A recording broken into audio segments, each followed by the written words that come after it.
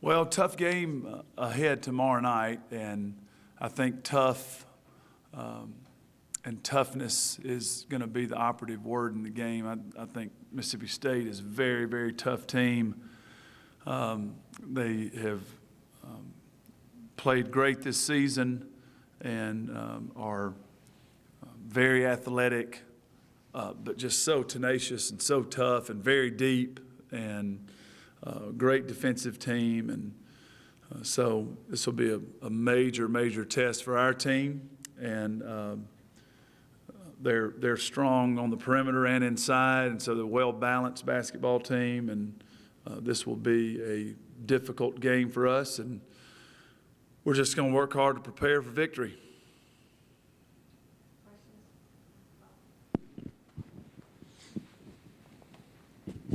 Coach, have you talked to the team about not only Mississippi State but facing two other teams in the top, 15, and how to prepare for something like that towards, this late part of the season? Yeah, I've only spoken with them about Mississippi State and how important that is, and the winner of this game gets a huge lift. It's a big game for the winner of the game, and we certainly want to be the team that comes out on top. I think you're looking at the time of season where games start to really matter in positioning for the SEC tournament and qualifying for the NCAA tournament, and generally, this time of year, every game's really big. So with our team, again, as I've said many times, I can't get real big picture with this team and talk about things that are kind of out beyond the next game, because I just don't think that they really think in those terms. I think they're still trying to grasp what we need to do to be a consistent basketball team. I just still think we're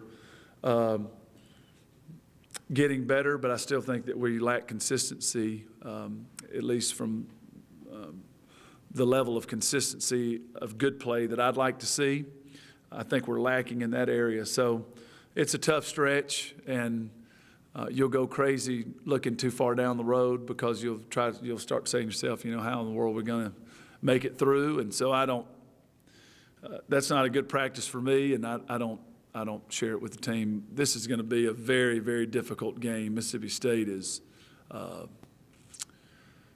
just as good a team as we'll face down the stretch. They're really, really tough. They have great size inside, best shot blocker in the league, one of the best freshmen in the league, and just a cast of players that just play with incredible tenacity. And so we'll have to play a real tough game tomorrow night, and we will have to earn the victory if we're able to get it. How different does this Mississippi State team look than the one that you guys beat by 53 here in 2013? And just how have you seen them progress in the last couple of years? Well, their players look a lot different. They have, the benefit of two recruiting classes since then, and those have been really, really good players, and they're just extremely well coached. They have a very good system, and they are very deep. The 2 years ago, they didn't have a lot of depth, didn't have a lot of ball handling. The rules were, the game was called differently, and so it was a tough game for them. Our press really caused some problems, and so even last year, it was a absolute knockdown dragout. I think we had a double-digit lead in the second half, but that's one thing about them. They're never out of it. Was watching them play Tennessee, and they went down by 15. And how many times have you seen a team go down by 15 and get beat 25 at Tennessee? And they rallied right back and had a chance to win the game. And so that's why I say how tough they are. They have a lot of toughness and, you know, a much better roster after 2 years of Coach Schaefer recruiting. And he's very talented in that area and a very talented coach and doing a great job. And they've gone from, you know, the bottom of the league to the top of the league. They're right there in the thick of things. And so that's, you know, a credit to them, their program, their players, and their coaches. They're a very, very good basketball team. How has the complexion of your team changed since Sydney came back, and what does she bring? I mean, to miss so many games and then now she's a starter, what does she bring that you need? Well, she brings, you know, a lack of fear to make mistakes. Jalea, you know, is just going to give you the effort. And if she makes a mistake, she generally goes and does something. If you'll just hang in there, she's going to make 2 or 3 things happen that are very good. And so, you know, where we were,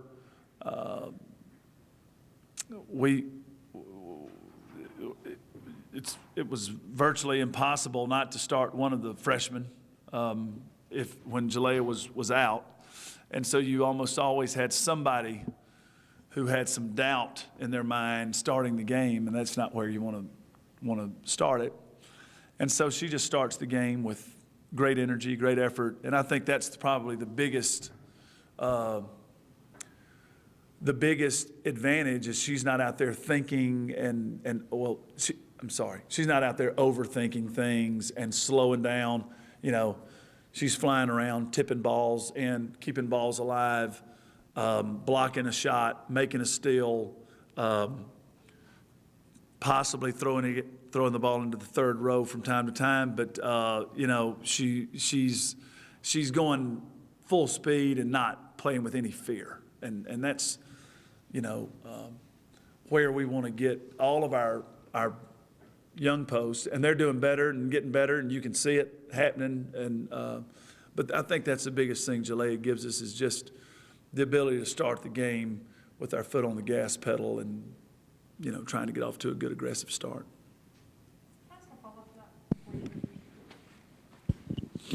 What kind of pain was she in during the season? How did you guys decide the timeline to hold her out? And then is she sort of battling through some stuff while she's playing for you now? Yeah, she'll never feel good again. You know, she doesn't have, you know, a lot of cartilage in her knees, and it's not comfortable.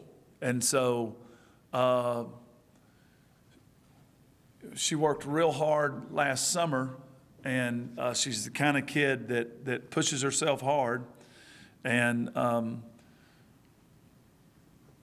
you know, toward the end of the summer was starting to have some pain. And so we tried to rest it in August, came back in September, you know, not feeling great. So we just kind of consulted with the doctors about what's the best approach. And it's not like we can sit her out and she'll heal. It's, you know, it's a finite number of games that she has, and it's up to her. You know, what can she take? And so my thoughts were always, listen, she's so full of positive energy. She so embodies what we're looking for out of players. She came here, junior college transfer, not a lot of accolades. Had a you know, an interesting journey academically through high school, and has come here and become a great student and a great citizen. Just people love her on this campus. People love her in this community. She's a giver, and she's always played like a Kentucky Wildcat on the floor. So she is the embodiment of a Kentucky player. And I just wanted her to be able to, I knew that it was important for her to make a contribution on the floor because she makes so many contributions off the floor. And even in practice, when she wasn't practicing, very engaged, talking, great pointers and tips for the young players. So I felt like, the last 10 games would be a good goal. And she just worked and worked and worked, and it's sort of worked out here that she's going to, barring anything else happening, looks like she's going to finish strong. What impressed you the most about your guard play against Vandy? I mean, we talked about Lene and how she wanted desperately to have her bounce back and have the game that she's capable of having. But what did you see from them? Yeah, when we were aggressive and we were on the attack, we were pretty good, and we able to score 82 points, and that's was a direct result of just us being aggressive. 82 points with 20 turnovers is, I would love to have seen if we could have had, 14 turnovers, 6 more opportunities. Maybe that's 6 or 10 more points. And when Michaela Epps is attacking and aggressive and has her eyes up, she can make things happen. When Lene Harper's playing with focus and energy, she can make things happen. Jennifer O'Neill. We scored 82 points, and Jen went 3 for 16, and I didn't think was really in the game mentally for a large part of the game. So, we have some ability to score, some talented players.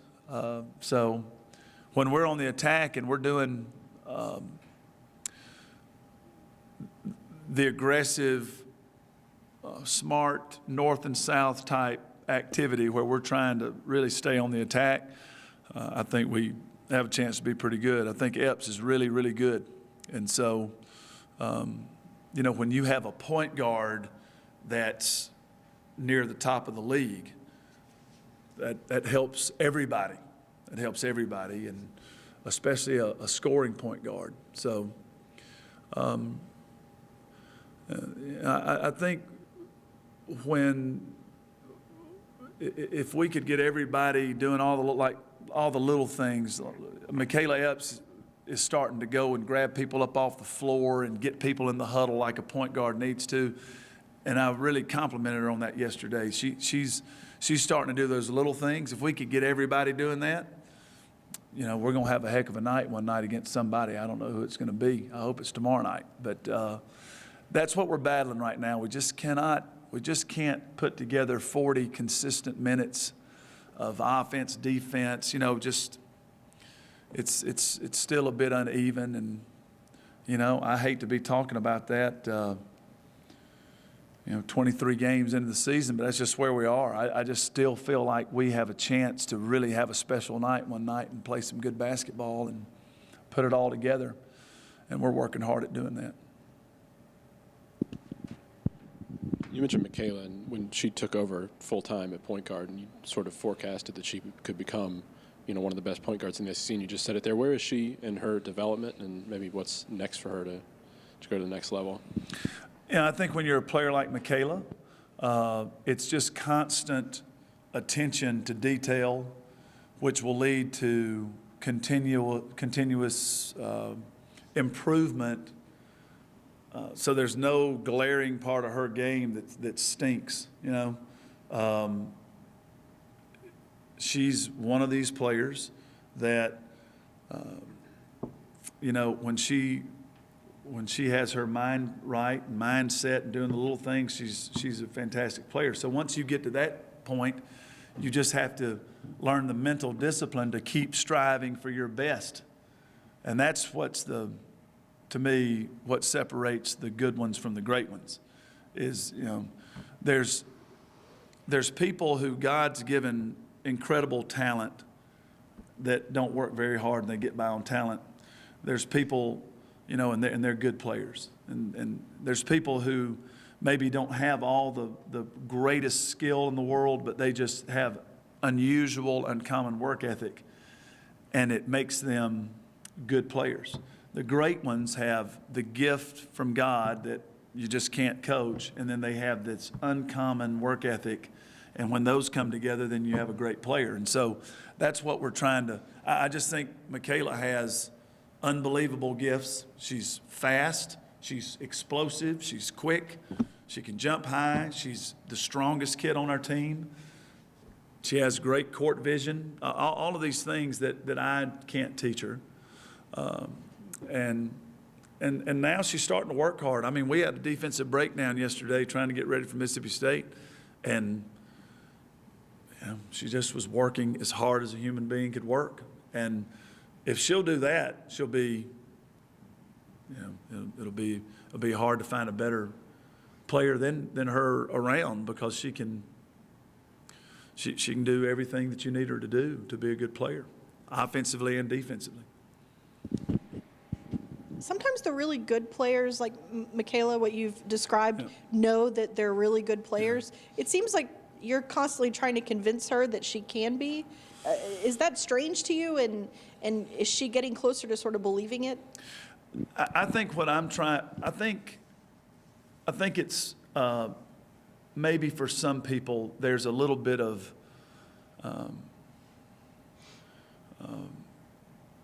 fear in the fact of, is this really possible? And I think it's easier to kind of turn away from that and just kind of blend into the background and say, hey, I'm okay with being a good player, because you have to make a decision, in my mind, to be great. It's just like me as a coach. Are we going to keep working for this to get better? Are we going to keep trying to improve the program? And am I going to keep trying to grow as a coach? Or, and then you start trying to figure out what all that entails. And that's a lot of hard work, and that's a lot of self-improvement, and that's a lot of discipline. And so it's the same thing for a player. I just think that it might be easier to look at that and say, I'm okay where I am. And so I think really for her, it was just a matter of, and it is a matter of her convincing herself, I do want this, and I am going to make the necessary improvements. Because the easiest thing to do is, if she didn't get a lot better, or let's just say if she just got incrementally better just from being here and through experience, it'd be hard to find a lot better player than her. I mean, she'll be fine, and she can help us win some games. But if she'll really do what we're asking her to do, she'll be a 10-year pro and be one of the best players that's ever played here. But there's work to do, and there's a lot of work to do, and there's almost constant and daily attention to detail for that to happen. And I think that might be daunting for a young player at times. But I tell you what, I think she's closer to accepting it now than I've ever seen her. I see her doing things like that defensive drill last night, like picking people up off the floor, like trying to get people in the huddle, like pointing out to Kyvan in the Vanderbilt game, I had you on a layup. You've got to turn you must turn your head around and see that. We have to make that play. I wasn't seeing that a month ago from her. So I think she is starting to kind of see what she can become, and it looks to me like she's headed that way. I just will continue to encourage her to do that, because she can be very good. Hope she decides that. Coach, I just want to ask you about Jennifer O'Neal. And do you remember much about what you were looking for when you were recruiting her? Like what type of attributes you were looking for when you recruited out of the Bronx or anything like that? I do. We were looking for people that wanted to come to Kentucky. That was the only requirement at the time. I mean, we wanted, and I don't, it's kind of humorous now, but we literally, no one wanted to come. And I had a very traditional mindset coming through, Coach Summit's training under her, and really my experience being confined to, it was the program I followed the closest as I was a high school coach, and I just didn't have any other real model, and I think everybody in the SEC was kind of, I mean, that was the benchmark. And when I first came into the league, it was Tennessee and Georgia, and you know, LSU was kind of creeping onto the scene at the time, you know, Florida, where I coached, was very good, but those two teams had really big traditional roles, you know, big centers, big power forwards, you know, blinding quick point guards, good one, you know, it was sort of your prototypical type team. And we were trying to recruit that, and we just were having a really, really, really difficult time for whatever reason of building a team. And so finally I just said, to heck with it. Somebody's got to think this is a special place, because I sure did. I just thought it was so special, and still do think it's special, and still think it's the greatest place in the world to coach basketball. So we just started trying to find people that had a desire to be Kentucky Wildcats, and then we would figure it out from there. So we signed about 5 guards one year, and had 2 or 3 of them play in the post, and you know, it's kind of that's what the requirement was at the time, though. A burning desire to play at Kentucky. So that's what we were looking for at the time. Since she got that desire, like after she looked in the stands and saw that you and your assistants was the ones that were left in the gym after that, did she tell you about that? Yeah, as far as when we were recruiting her, yeah. I mean, I was working as hard as I could work, and we were just on fire to try to make it happen and to try to make it successful. And I didn't want to coach anywhere else. Still don't want to coach anywhere else. Love this place. Loved it then. Love it now. And you know, desperate to make it work. You know, I got this job when I was 35 years old, 36 years old. And I knew at that time that I had reached a destination at a very young age, where a lot of coaches are looking for places to go and looking for other, you know, you get a job at 35 and you're hoping by 40 you're coaching at some place, and it wasn't going great, you know, just was not going well my first couple of years. And so that summer of 2009 we were just hoping we could stay competitive enough in 2009 and 10 and sign a good class, and we did sign it was a great class for us, because there were some kids that could play there. There were very few post players, but we had some, you know, some athleticism, some things we thought we could work with. But we were very, very interested in staying at Kentucky, and we knew we needed some good players, and so we were working at it. Still are. Okay. Anything else? You guys get you're expected to be one of the top 20 teams that's named today to get a first round NCAA bid. Why is that important? Well, you know, really what's the most important is top 16, Jen, and that just, you know, I think they're releasing that top 20 so people can start making plans. And man, I wish selection was today, and you know, we still just have so many games left to play against a real tough schedule, and so I'd rather be in it right now than not. You know, and I told the team this last night. This is not a preseason poll. You know, they've earned their way into this. They're going to be in the top 20 tonight, and I think what they're doing is. They're saying who the top 4 seeds would be tonight, and then all the rest of us are, you know, in the top 20, so you don't know exactly if you're top 16, but I would say that we are today, and we just need to win some ball games. If we win some ball games down the stretch, it means we are playing out there instead of somewhere else, and so we've advanced to how many Sweet 16? Have we gone to 4? Yeah, so 3 of them on the road and 1 of them at home, and I'd rather be at home. I was happy to advance on the road those 3 times, but I enjoyed it a lot more last year. So it's very important. that the team, through all the adversity that we've been through this year and all the difficulties that we've been through, they're still standing and they're still swinging. And we have to keep swinging because we want to stay in the top 16 if we possibly can. And, you know, and that's what I just keep telling the players. If you can, you know, if you can get to that top 16 and, you know, you're 80 minutes on your home floor from the Sweet 16, and you can get the Sweet 16, you're 80 minutes away from the Final Four, and that's what we'd love to do this year. So it's big, especially with this team that we've been so up and down. They found a way to just hang in there, and so I'm proud of them, and I just don't want us to stop. We got to keep going.